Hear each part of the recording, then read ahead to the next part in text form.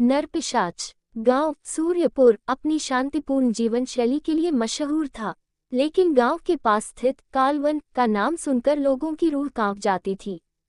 ये जंगल इतना घना था कि सूरज की रोशनी भी वहां घुसने से डरती थी। जंगल के केंद्र में एक प्राचीन खंडहर मंदिर था, जिसके बारे में कहा जाता था कि वहां एक नरपिशाच रहता है। ये नरपिशाच हर पूर्णिमा की रात इंसानों का खून पीकर अपनी प्यास बुझाता था।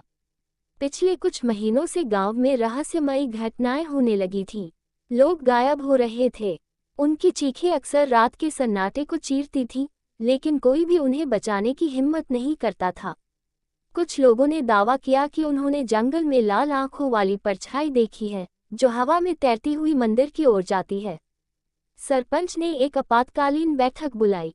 हमें इस नरपिशाच का अंत करना होगा, वरना ये पूरा गांव खत्म हो जाएगा, उन्होंने कहा। लेकिन गांव का कोई भी व्यक्ति इस भूत या जंगल में जाने को तैयार नहीं था।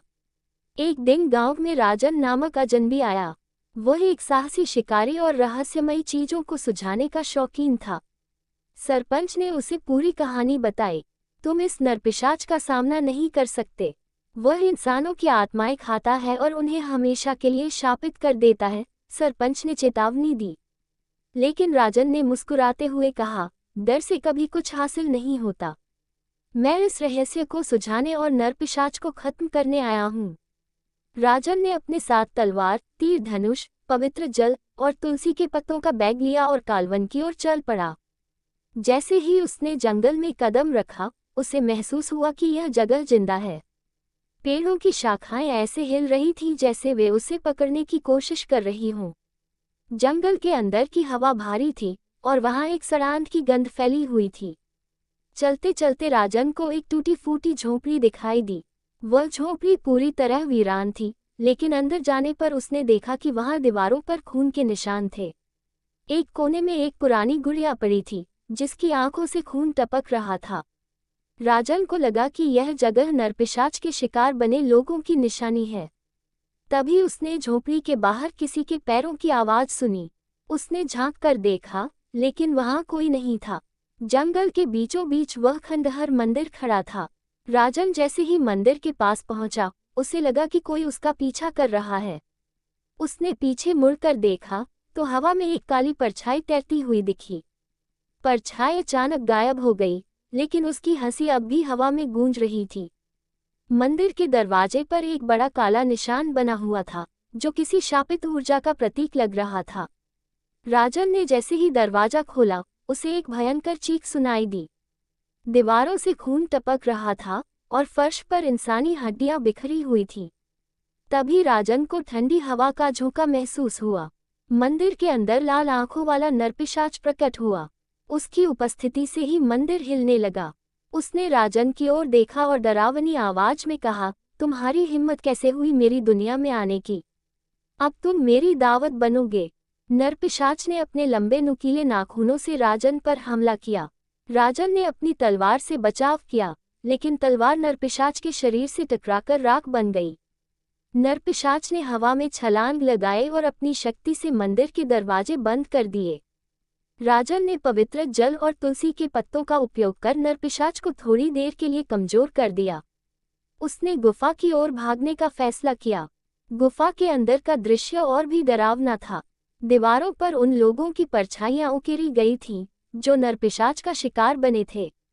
गुफा की गहराई में एक विशाल ताबूत रखा था। ताबूत से निकलती अजीब ऊर्जा ने राजन को समझा दिया कि नरपिशाच की ताकत का स्रोत यही है। जैसे ही राजन ने ताबूत के करीब जाने की कोशिश की, गुफा की दीवारें हिलने लगीं। नरपिशाच गुफा के अंदर प्रकट हुआ। उसने अपने चारों ओर काले धुएं का घेरा बना लिया। राजन परछाई में कुछ भी देख नहीं पा रहा था। तभी नरपिशाच ने उसके ऊपर छलांग लगाई और उसके गले को पकड़ लिया। राजन ने दर्द सहते हुए पवित्र जल की बोतल खोली और नरपिशाच के चेहरे पर फेंका। नरपिशाच चीखने लगा और उसकी शक्ति कम होने लगी, लेकिन वह अब भी लड़ने के लिए तैयार था। राजन ने गुफा के भीतर रखे ताबूत को जलाने की कोशिश की, लेकिन ताबूत पर एक जादुई ढाल थी। उसने अपने बैग से तुलसी के पत्ते निकाले और ताबूत पर रखे। ताबूत ने जोर से हिलना शुरू कर दिया। नरपिशाच ने अपनी पूरी ताकत लगाकर राजन पर हमला किया, लेकिन राजन ने गुफा की दीवार से एक मशाल उठाई और ताबूत को आग लगा दी। नरपिशाच चीखता हुआ राख में बदल गया। ताबूत जलने के साथ साथ गुफा की दीवारों पर बने सभी परछाइयां गायब हो गईं। राजन ने खंडहर मंदिर से बाहर आकर देखा कि जंगल का सन्नाटा खत्म हो चुका है। पक्षी चहचहा रहे थे और सूरज की रोशनी पेड़ों के बीच से झांक रही थी। गांव के लोग उसे देखकर खुश हुए और उसका स्वागत किया, लेकिन राजन के दिल में एक सवाल रह गया। नरपिशाच ने मरते समय कहा था, तुमने मुझे इस बार हराया है, लेकिन इंसानों के लालच से मैं फिर लौटूंगा। अंधेरा मेरा घर है और अंधेरा कभी खत्म नहीं होता। क्या ये सच में अंत था, या नरपिशाच फिर लौटेगा? ये कहानी यही खत्म होती है, लेकिन शायद कालवन का खौफ कभी खत्म नहीं होगा। उसका नाम नहीं लेते। पिपलापुर गांव सैकड़ों साल पुराना था। ये गांव अपने रीति रिवाजों और डरावनी कहानियों के लिए जाना जाता था। इन कहानियों में सबसे खतरनाक और रहस्यमयी कहानी थी पीपल के पेड़ की। गांव के बड़े बुजुर्ग कहते थे कि रात के समय वहां से किसी औरत की पायल की आवाज, रोने की चीखें और भूतिया हंसी सुनाई देती है। अनिल, जो एक शहर का लड़का था, अपने दादा दादी के पास गर्मियों की छुट्टियां बिताने आया था। उसे गांव की ये बातें और अंधविश्वास मजाक लगते थे। गांव में आते ही अनिल ने महसूस किया कि सूरज ढलते ही पूरा गांव जैसे ठहर जाता था। घरों के दरवाजे बंद हो जाते और सड़कें सूनी हो जाती। पहली ही रात उसने दादी से पूछा, दादी, यहाँ के लोग रात में बाहर क्यों नहीं निकलते? दादी ने उसे चेतावनी भरे स्वर में कहा, बेटा, ये गांव वैसे तो शांत है, लेकिन कुछ चीजें हैं जिनसे बचकर रहना चाहिए। उस पीपल के पेड़ के पास मत जाना और उसका नाम मत लेना। किसका नाम, दादी? अनिल ने हंसते हुए पूछा। नाम मत लो, वह सुनती है। दादी की बात सुनकर अनिल को हंसी आ गई। उसे लगा कि ये सब सिर्फ गांव वालों के बनाए हुए किस्से हैं। अगले दिन जब वह गांव के कुछ लड़कों के साथ खेल रहा था, तो उसने मजाक में कहा, चलो आज रात उस पीपल के पेड़ पर चलते हैं, देखते हैं कौन है वह। लड़के डरकर भाग गए। उनमें से एक, रमेश, रुककर बोला, अनिल भाई, ऐसा मजाक मत करो। बहुत लोगों को हमने गायब होते देखा है। तुम लोग सब डरे हुए हो। मैं जाकर देखूंगा कौन है वो। सुमित्रा। ये सुनते ही रमेश ने डर से कहा, उसका नाम मत लो, वह आ जाएगी। उस रात अनिल अपने कमरे में था। बाहर अंधेरा घना हो चुका था। अनिल खिड़की के पास बैठा था और पीपल के पेड़ की ओर देख रहा था। अचानक उसे दूर से पायल की छन छन सुनाई दी। उसने सोचा कि शायद कोई गांव की औरत होगी, लेकिन धीरे धीरे पायल की आवाज तेज होने लगी। अब उसे ऐसा लग रहा था कि कोई उसके घर की ओर बढ़ रहा है। अनिल ने खिड़की के बाहर झांका, पर कुछ नहीं दिखा। तभी हवा का एक ठंडा झोंका आया और खिड़की अपने आप बंद हो गई। वह थोड़ा घबराया, लेकिन उसने इसे नजरअंदाज किया। जैसे ही वह सोने गया, उसे दरवाजे पर किसी के खुरचने की आवाज सुनाई दी। उसने दरवाजा खोला, लेकिन वहां कोई नहीं था। अगले दिन अनिल ने रमेश और अन्य लड़कों से इस बारे में बात की। उन्होंने उसे उस औरत की कहानी सुनाई।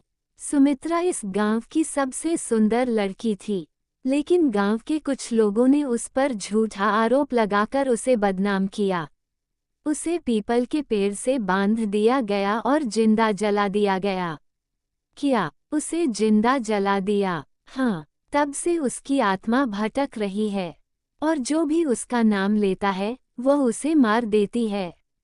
अनिल ने इस कहानी को एक चुनौती के रूप में लिया। उसने दोस्तों से कहा, चलो आज रात मैं खुद उसे देखूंगा। उस रात अनिल ने अकेले पीपल के पेड़ के पास जाने का फैसला किया। उसके दादा दादी ने उसे मना किया, लेकिन वह नहीं माना। मुझे डर नहीं लगता, ये सब मनगढ़ंत कहानियां हैं, उसने कहा। जैसे ही वह पेड़ के पास पहुंचा, हवा अचानक ठंडी हो गई। उसे ऐसा लगा जैसे कोई उसे देख रहा है। पेड़ की शाखाएं रहस्यमयी तरीके से हिलने लगी, जैसे किसी ने उन्हें खींचा हो। तभी उसे पीछे से पायल की छन छन सुनाई दी। उसने मुड़कर देखा, पर वहां कोई नहीं था। अचानक पेड़ के नीचे एक सफेद साड़ी पहने औरत खड़ी थी। उसके बाल बिखरे हुए थे और उसकी लाल चमचमाती आंखें अनिल को घूर रही थीं। अनिल ने डरते हुए कहा, कौन हो तुम? औरत ने धीमे स्वर में कहा, मेरा नाम क्यों लिया? अनिल डरकर घर भाग आया। उसने दादी को सारी बात बताई। दादी ने कहा, अब वह तुम्हारा पीछा नहीं छोड़ेगी, तुम्हें माफी मांगनी होगी। अगले दिन दादी ने गांव के पुजारी को बुलाया। पुजारी ने बताया, उसकी आत्मा को शांति तभी मिलेगी जब कोई उसकी सच्चाई सबके सामने लाए। तीसरी रात अनिल पीपल के पेड़ के पास गया। उसने अपने साथ पूजा की सामग्री और दीपक रखा। उसने पेड़ के नीचे दिया जलाया और कहा, सुमित्रा, मुझे माफ कर दो, मैं तुम्हारी कहानी को सबके सामने लाऊंगा। तभी सफेद साड़ी में सुमित्रा की आत्मा प्रकट हुई। उसने कहा, तूने मेरा नाम लिया, अब तुझे मेरी सच्चाई दिखानी होगी। अचानक अनिल को महसूस हुआ कि वह अतीत में पहुंच गया है। उसने देखा कि गांव वाले सुमित्रा को जिंदा जला रहे हैं। उसकी चीखें सुनकर अनिल का दिल दहल गया। जब अनिल वापस वर्तमान में आया, तो उसने गांव के लोगों को इकट्ठा किया और सुमित्रा की सच्चाई बताई। उसने कहा, तुम लोगों ने उसे बिना किसी कारण के मारा, अब उसकी आत्मा को शांति दो। गांव वालों ने मिलकर सुमित्रा के लिए पूजा रखी और उसकी आत्मा की शांति के लिए प्रार्थना की। उस दिन के बाद पीपल के पेड़ से पायल की आवाज आनी बंद हो गई। अनिल ने अपनी जिद के कारण मौत को करीब से देखा, लेकिन उसने गांव की एक पुरानी गलती को सुधारने में मदद की। अब गांव वाले अनिल का सम्मान करते हैं और पीपल का पेड़ भी बस एक साधारण पेड़ बन गया है। लेकिन एक बात तय है, उसका नाम नहीं लेते, ये सबक कोई नहीं भूला। वो कौन थी? रात के लगभग 11:30 बजे थे। अमन ऑफिस से घर लौट रहा था। ठंड की गहरी रात थी और आसमान में चांद आधा छिपा हुआ था। अमन का रास्ता एक घने जंगल से होकर गुजरता था। चारों तरफ सन्नाटा था और गाड़ी की हेडलाइट के अलावा दूर दूर तक कोई रोशनी नहीं थी। अमन रेडियो चालू करके कुछ गाने सुन रहा था ताकि अकेलेपन का एहसास कम हो। लेकिन अचानक रेडियो में खरखराहट होने लगी और आवाज एकदम बंद हो गई। अमन ने सोचा शायद सिग्नल कमजोर है। उसने रेडियो बंद कर दिया। गाड़ी की रफ्तार थोड़ी बढ़ाई, लेकिन तभी सड़क के किनारे उसे सफेद साड़ी में एक औरत खड़ी दिखाई दी। उसका चेहरा झुका हुआ था और बाल खुले हुए थे।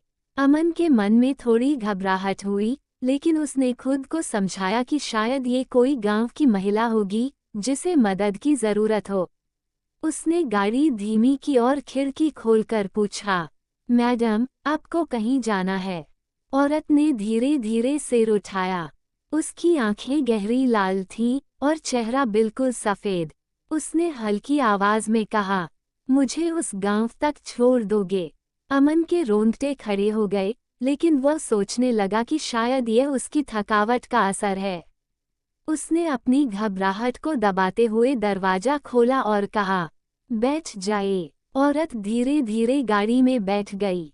उसकी उपस्थिति से गाड़ी के अंदर ठंड और बढ़ गई। अमन ने हीटर चालू करने की कोशिश की, लेकिन वह काम नहीं कर रहा था। उसने औरत से पूछा, आप इतनी रात को यहाँ क्या कर रही थीं? कोई हादसा हुआ है क्या? औरत चुपचाप खिड़की से बाहर देखती रही। उसके होंठ हल्के हल्के हिले, लेकिन आवाज सुनाई नहीं दी। अमन ने ध्यान दिया कि गाड़ी में एक अजीब सी छन छन की आवाज आ रही थी, जैसे किसी पायल की। उसने सोचा शायद यह उसकी कल्पना है। जैसे ही वह गाड़ी चलाता रहा, उसे महसूस हुआ कि सड़क असामान्य रूप से लंबी हो गई है।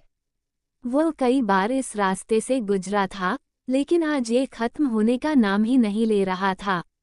तभी गाड़ी का रेडियो अपने आप चालू हो गया और उसमें से एक धीमी, डरावनी हंसी सुनाई दी। अमन ने रेडियो बंद करने की कोशिश की, लेकिन बटन काम नहीं कर रहे थे और हंसी और तेज होती गई। अमन ने हिम्मत जुटाकर पीछे मुड़कर देखा तो औरत अभी भी बैठी थी, लेकिन अब उसका चेहरा एकदम भावहीन था। उसकी आंखें अमन की आंखों में घूर रही थीं। अमन ने डर के मारे गाड़ी का ब्रेक लगा दिया। आप कौन हैं? उसने डरते हुए पूछा। औरत ने कुछ नहीं कहा। वह धीरे धीरे गायब हो गई, लेकिन गाड़ी के अंदर अभी भी पायल की आवाज गूंज रही थी। अमन घबरा गया। उसने गाड़ी स्टार्ट करने की कोशिश की, लेकिन इंजन चालू नहीं हो रहा था। उसने बाहर झांका तो उसे पास के पेड़ों के बीच से कुछ परछाइयां चलती हुई दिखाई दी। अमन ने गाड़ी छोड़कर पैदल चलने का फैसला किया। उसने टॉर्च निकाली और जंगल की ओर बढ़ने लगा, क्योंकि गांव की दिशा उसी तरफ थी। पेड़ों की शाखाएं झूल रही थीं और हवा में अजीब सी फुसफुसाहट हो रही थी। अमनन, किसी ने उसका नाम पुकारा। अमन ने चारों ओर देखा, लेकिन कोई नहीं था। उसकी रफ्तार तेज हो गई। तभी उसने देखा कि एक बूढ़ा आदमी एक पेड़ के नीचे बैठा हुआ था। अमन ने पास जाकर पूछा, बाबा, ये गांव कितनी दूर है? बूढ़ा आदमी हंसा और उसकी आवाज ऐसी थी जैसे दो पत्थर रगड़ रहे हों। गांव? तुम यहाँ क्यों आए हो, बेटा? ये जगह तुम्हारे लिए नहीं है। जल्दी लौट जाओ। अमन ने डरते डरते कहा, पर मैं तो रास्ता भटक गया हूँ। बूढ़ा आदमी गायब हो गया और उसी पल अमन को महसूस हुआ कि उसकी टॉर्च की बैटरी खत्म हो गई है। चारों तरफ घना अंधेरा फैल गया। अमन किसी तरह रास्ता ढूंढते ढूंढते एक पुराने मंदिर तक पहुंचा। मंदिर टूट फूट चुका था और वहां एक दिया जल रहा था। उसने अंदर जाने की हिम्मत की तो देखा कि वहां दीवारों पर खून से लिखा था, यहाँ से भाग जाओ। मंदिर के अंदर एक पुजारी खड़ा था। उसने अमन को देखा और कहा, तुमने उस आत्मा को देख लिया है। वो उस लड़की की आत्मा है जिसकी मौत इसी जंगल में हुई थी। वह इंसाफ के लिए भटक रही है। अगर तुमने उसकी मदद नहीं की तो वह तुम्हें कभी चैन से जीने नहीं देगी। अमन के पास कोई चारा नहीं था। उसने पुजारी से पूछा, मैं क्या कर सकता हूँ? पुजारी ने उसे एक पायल दी और कहा, इस पायल को उस पुराने पीपल के पेड़ के नीचे रख दो। वही उसकी आत्मा की शांति के लिए जरूरी है। लेकिन सावधान रहना, वह तुम्हें रोकने की कोशिश करेगी। अमन ने डरते डरते पीपल के पेड़ तक पहुंचने का फैसला किया। जैसे ही वह वहां पहुंचा, चारों ओर तूफान शुरू हो गया। उसे उस औरत की परछाई दिखी जो चीखते हुए उसकी तरफ बढ़ रही थी। तुम मुझसे बच नहीं सकते। अमन ने हिम्मत जुटाई और पायल को पेड़ के नीचे रख दिया। उसी पल एक जोरदार चीख गूंजी और औरत की परछाई गायब हो गई। चारों ओर शांति छा गई। अमन किसी तरह घर लौटा, लेकिन वह पूरी रात नहीं सो पाया। अगले दिन उसने अपनी शर्ट की जेब में वही पायल फिर से पाई। शायद ये कहानी यहीं खत्म नहीं हुई थी। Please subscribe our YouTube channel.